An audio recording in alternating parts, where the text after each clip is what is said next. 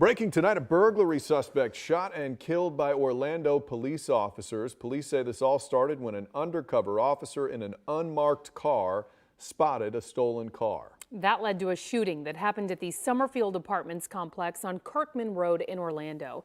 News 6's Nadine Yanis joins us live with the latest on this investigation. Nadine? Well, tonight, the city of Orlando's police chief says only his officers fired their weapons, though he says that the suspect was armed. And though FDLE will be investigating the officers' actions here, the chief says his officers felt threatened enough to pull their triggers today.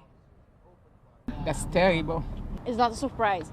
Those who live in Summerfield Apartments didn't seem surprised to see crime scene tape up again today, not knowing this time it was because of an officer-involved shooting that left a suspect dead. Obviously, the last thing we want to do is to fire our gun in a situation like this, but when your life is put in question as far as danger, then obviously the officers have a responsibility to act. Orlando police releasing this picture of the gun on the scene. They say the suspect had in his hand. The subject had that weapon. Actually, officers had to disarm the individual at one point during the incident, and they actually tried their best to render first aid after the shooting took place. Tried their best, he says, but the suspect died at the hospital. All of this starting after 1 p.m., the chief says, after a plainclothes undercover officer spotted the suspect in a stolen vehicle and followed him into the apartments.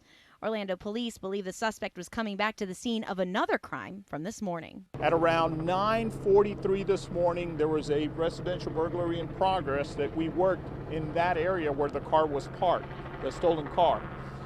As it turns out, there is video of that residential burglary, and we are almost certain that the individual who was shot was also the person responsible for that burglary.